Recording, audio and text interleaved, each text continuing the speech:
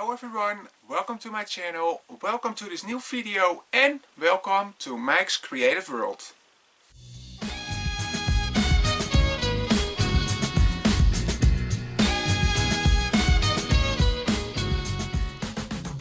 Thank you for watching this new video, and this is as you can hear, an English spoken video, and I hope my English is good enough for you to follow.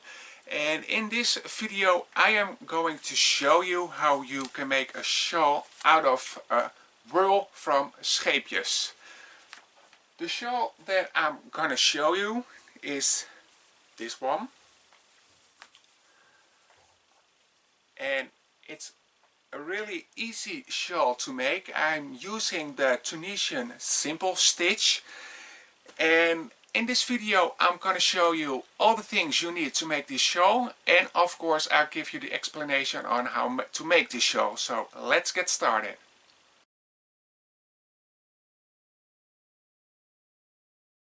Before we start with this tutorial for the shawl, I am going to tell you of course what we need to make it.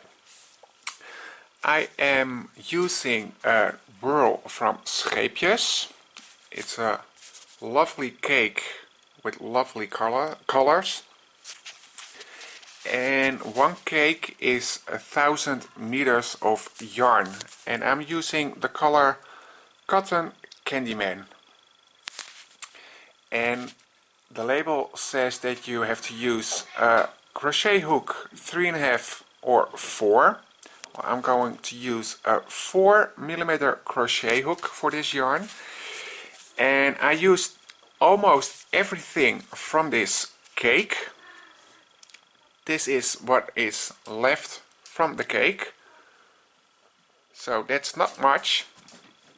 I also using a yarn holder, or I don't know how you call it, but I put my cake on this and it makes it a lot more easier to work with the yarn for me. So I'm also using this one.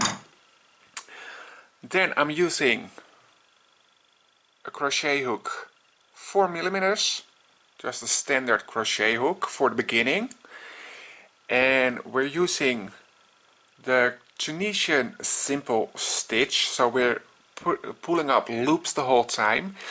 And for the start I'm using this crochet hook until my hook can't get any more loops on it. Then I'm switching over to a standard Tunisian crochet hook, also a 4mm. And when my shawl is getting big enough that I can use this needle of this hook also, then I'm going to change to a Tunisian crochet hook with a cable, and the cable I am using with this yarn is 60 centimeters long.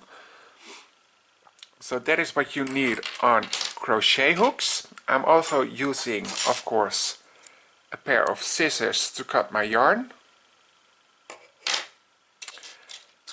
and I am using a yarn needle to work away my yarn tails. And if you find it handy, you can also use a stitch marker, and I'm going to show you in the video how I use it. So that is everything we need to make the shawl. Then I've got also the measurements of the shawl, and we start at this point and we're working upwards, and we're going to increase here on the diagonal side of the shawl. This side is staying straight, also this side, but the diagonal side is the place where we increase. Well, the diagonal side measures 160 centimeters on my shawl. The top is 100 centimeters and the straight edge on the right is 120 centimeters. So that is, I think, all the information that you need. So yeah, it's time to start this tutorial.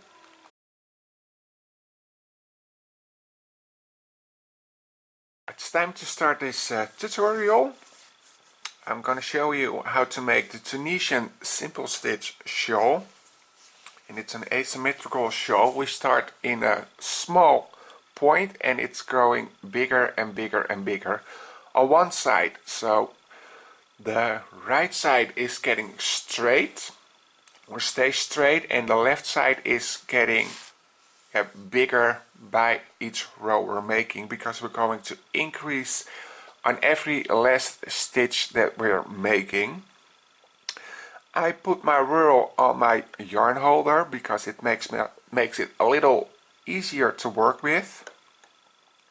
Then my ball isn't jumping around the whole time, so it makes it a little bit easier to work with. And I'm putting them a little bit aside so I can zoom in and show you what I'm doing. We're starting with a slip knot on our hook, and of course make the slip knot like you're used to doing, and we're chaining 2, 1 and 2. Now we're using the simple stitch of Tunisian crochet, and we're using it for the complete shawl. So I've got 2 chains. My first loop is from the first chain, so we're skipping that one. So we're getting a loop from the second chain from the hook, and because we've got 2 chains, we've got also 2 loops on our hook. Then yarn over and get through 1 loop, so you've got still 2 loops on your hook. Yarn over and pull through 2 loops, and you've got 1 stitch left.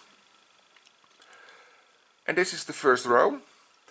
We're going to start a new row, and we're also going to start with increases from now on. This first stitch we're going to skip because the loop on our hook is getting from that stitch.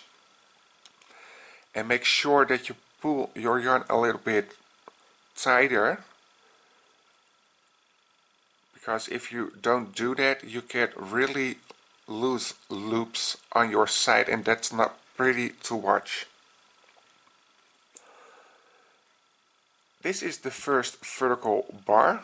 We're going to skip that, and that diagonal bar, what you see there, is the stitch we're using to get loops from, and we're getting 2 loops from it.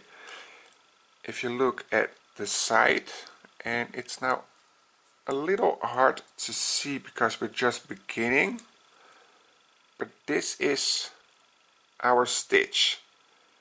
On the left you see a small bar, and on the left you see, on the right you see the big bar, and we're using both loops from that stitch to get stitches from. First we are using the right one, and for our increase we're using both loops.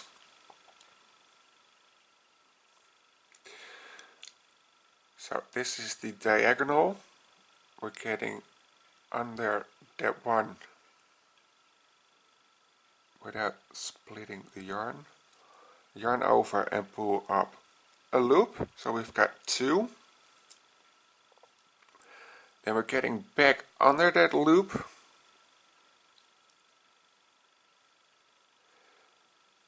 And we have to search for the second stitch or loop from that stitch that's right next to it,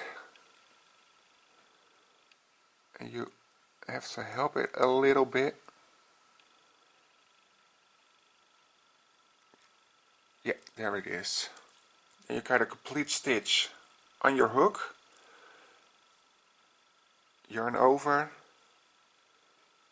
and pull up.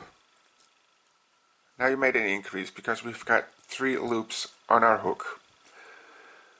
To make it a little easier to find your border stitch, make sure that you make a large loop, and I'm doing that by pulling with my finger on the loop so you can make it bigger. Of course not too big, but make it a little bigger because it makes it a lot more easier to get into the stitch for the next row. I've got 3 stitches on my hook, so I yarn over, pull through 1, and that's our new border stitch. Then I'm yarning over and pull through 2. Yarn over, pull through 2.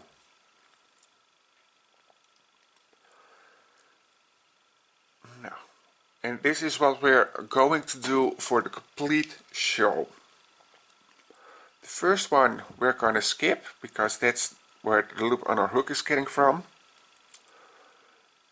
This is the second bar, so we're going under that bar and pull up a loop.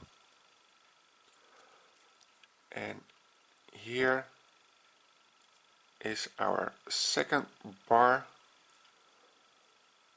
We're going in and pull up a loop, and we have to increase, so we're getting under the same bar and we're getting the loop on the left also, so that we have the complete stitch on our hook. Yarn over and pull through, and we made an increase. Make sure that this first loop is a little bigger to make it easier to get in for the next row. Then yarn over, pull through 1, yarn over, pull through 2, yarn over, through 2, yarn over, through 2. And that's everything we're doing for the whole shawl.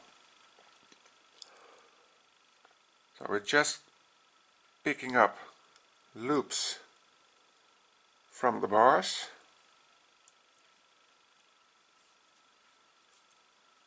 and we're getting from the last stitch 2 loops for our increases, and we're doing that by first insert our hook through 1 loop of that stitch, then get back under that loop and under the loop on the left from it, so that we're using the whole border stitch, and pull up a loop through that, and we made our increase. Make that loop a little bit bigger with your finger, so it's got space. Yarn over, pull through 1, and from now on yarn over through 2, yarn over through 2.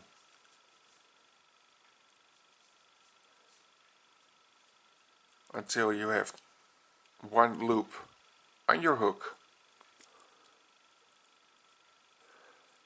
And as you can see, it's starting to grow a little with every row we're making.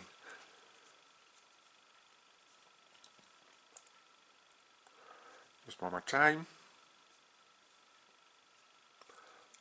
Our first loop is getting from this stitch, so we're skipping this one, and we're getting loops from all those bars we're seeing here.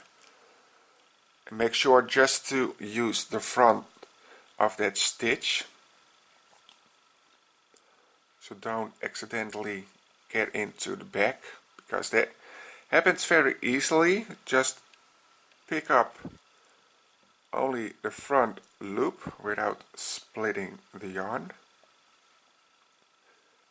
then yarn over and pull through for your loop.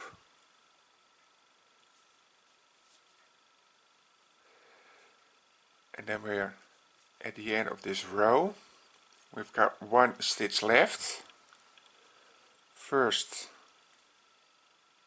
we're getting through one leg of the stitch, pull up a loop, and then we're getting back under that leg, and we're getting the left leg of that stitch as well. Sometimes you have to help it a little bit, like that, and that's why it's important that you have space for that first loop, because it makes it a little easier to get in both legs of that stitch.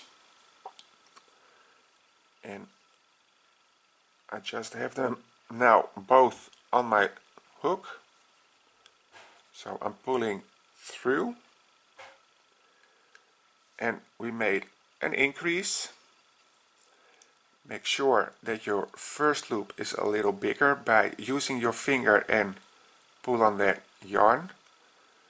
Of course, not that extreme, but give it a little bit more space. Hold it with your finger, pull your work a little bit down, yarn over, and pull through one loop, yarn over again, and from now on pull through two until you've got one loop left on your hook.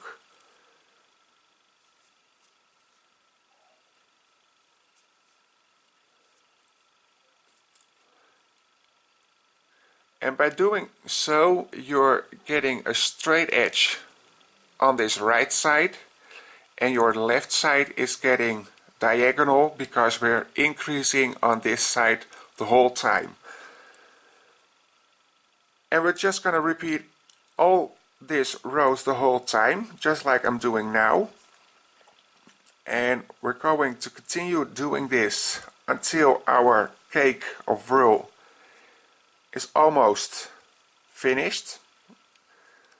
And then I'm coming back and I'm going to show you how we're gonna bind off. So just repeat every row I'm doing now. It's a repeat of the same thing the whole time, and your shawl is growing by that then.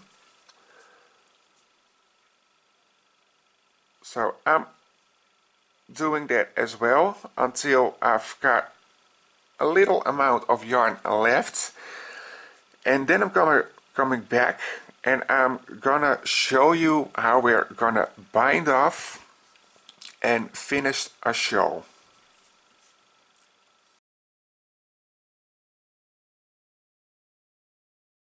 If you find it a little hard to find your border stitch in your work, the place where we increasing our stitches you can use a stitch marker to make it a lot more easier for you to recognize the border stitch, and I'm going to show you how you can use it. If you look at your side here, you can see all the V's, and this is the last V on our work, and we're going to pull up a loop through this big loop. That's our last loop, and then we're going to insert our hook under that loop and also under the loop next to it, like that. And that's our increase. And if you make the stitches loose enough, then it's a little easier to see your stitch, but if it's difficult for you to see your complete stitch, then you can use a stitch marker. And place your stitch marker by pulling up that last loop and also that loop that lies next to it, so that you have both loops on your stitch marker, and close it. And now it is a lot more easier for you to see where you have to insert your hook for getting up the loops. And maybe it's easy for you to leave the stitch marker in and then just insert under the first loop and pull up a loop, and then insert through both loops and make your increase. So that's how you can use the stitch marker in your work, and I think it would be a lot more easier for you to recognize your border stitch then, because we use the border stitch to increase our stitches, and the increase is just going through one loop first and then through both loops, and the loop you pull up through both loops is our increase. So using a stitch marker will or can be handy for you to recognize your complete stitch.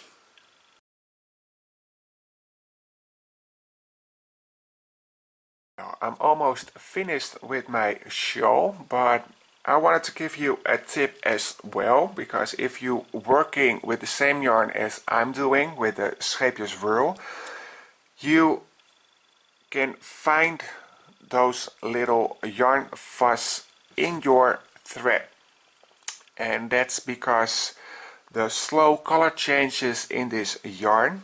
The thread is built up with multiple smaller threads, smaller plies, I think you call it, and let's make the slow color changes, and that's how you get the yarn fuzz. And I know that a lot of people just cut the yarn up here and attach it again to their work, but if you moist your fingers and just use your fingers with a twist on your thread, you can almost completely let it disappear, so that your yarn looks normal, like there is no yarn fuzz. And if you do this, you can just crochet along, and you don't have to cut your yarn and weave in all those loose ends, so it makes it a little bit easier to work. It saves you time by not working away all those loose yarn ends. So that is a tip that I wanted to give you as well by working with this yarn. Just make sure you twist the yarn good and let the yarn fuzz disappear. So that's a tip that I wanted to give you as well. So I'm gonna continue working on my shawl. It's growing really big, as you can see. I'm almost finished, so I'm finishing this off, and when I'm ready to bind off, you're seeing me again.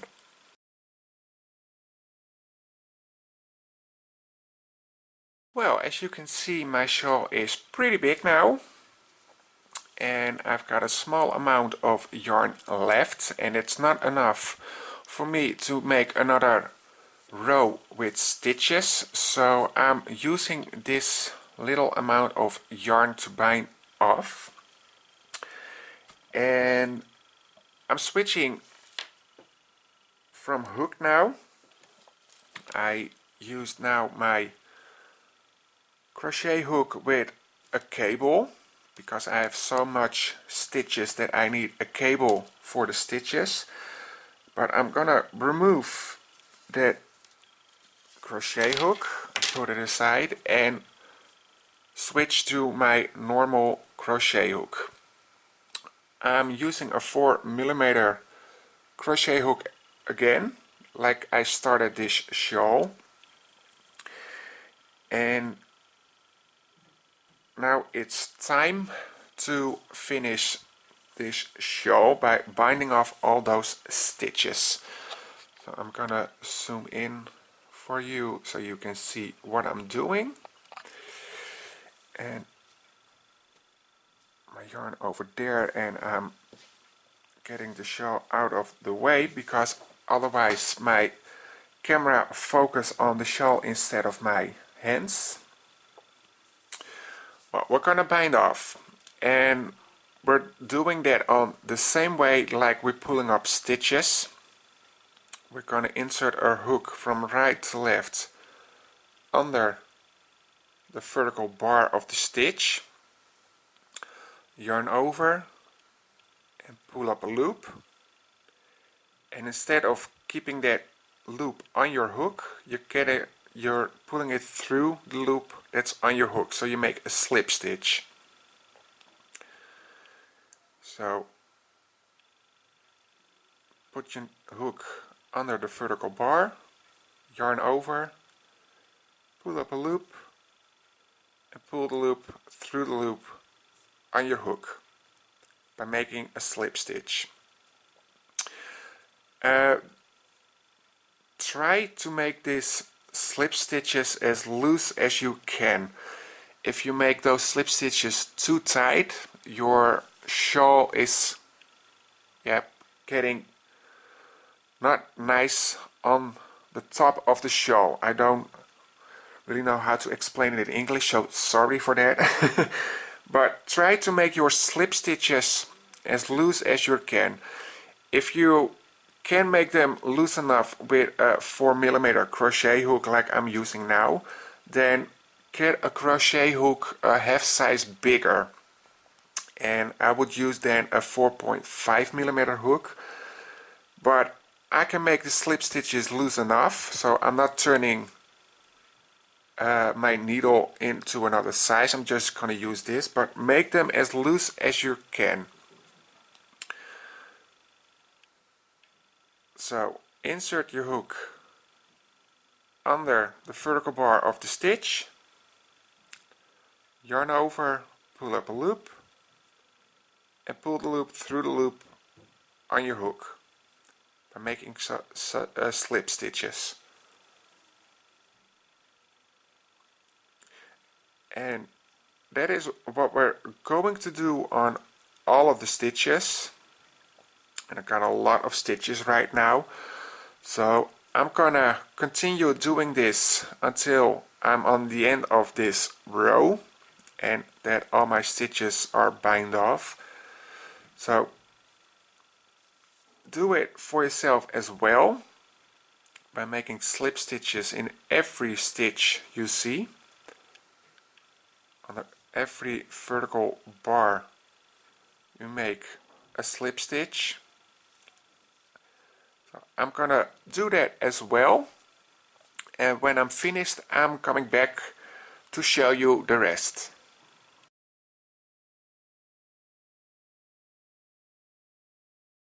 Now I'm almost at the end of my shawl. As you can see, I've got a few more stitches to go. So I'm gonna continue making slip stitches in every stitch until I'm at the end. And like we were doing the whole time in our border stitches, we're making increases in there, and we're doing that for now as well. So I'm now at my border stitch. So I'm making a slip stitch in the first loop of that stitch, and I'm also making a slip stitch through the complete stitch. So we're increasing with the slip stitches as well. It gives it just a little more, a better look at the edge of this row. Then I'm gonna cut my yarn, so, and I'm making a chain and pull the yarn through and tie that slip of that chain stitch, so I have a little knot up here, and then the shawl is finished. The only thing that you have to do now is weave in your yarn tails. And if you're using a Whirl just like me, you only have 2 yarn tails. This one when you are finished with the shawl, and you have to weave in your yarn tail at the beginning. So that's not a lot of work to do. And as you can see, the edge is a little bit curly, and that's completely normal with Tunisian crochet. It's because of the stitch, it's very compact, so that causes the work to curl. I am going to block my shawl before I'm going to use it, and I'm just doing that by putting it in the washing machine with a special soap for yarn. And then I'm gonna put my shawl on blocking mats and put it with pins straight so that the curling is completely gone, or almost completely gone. So that's the only thing I have to do now. So that's not a lot of work, but it's finished for now. As you can see, the color change is very, very beautiful, and that's why I love to work with the Whirls from Scheepjes. It's really beautiful, and it's really soft, nice drape. So I hope that my explanation was good enough for you to make this shawl. And excuse me for my not so perfect English. I'm trying to do my best to make it good enough for you to understand it. So I hope it was good enough. I hope you enjoyed this video, and I hope that it was good enough to follow for you so you can make your shawl by yourself. So yeah, I hope you enjoyed it. Thank you for watching, and have a lot of fun with making this shawl. And that was done the video for this beautiful shawl. I am really loving this shawl, and the way I wear it is just like this, just putting it on my neck, and the points are going under the shawl, and I wear it like this. So it's a really simple shawl to make, as you could see, and it wears really good. So I hope you really enjoyed this video. I would love it if you subscribe to my channel by clicking on the subscribe button, and also hit the notification bell so you can get a message for my new videos. There will be more English videos on my YouTube channel, so make sure that you don't miss them by clicking on that notification bell. For now, I want to thank you for watching this video. I hope you enjoyed it, and I would say I'll see you later in one of my other videos. So bye bye.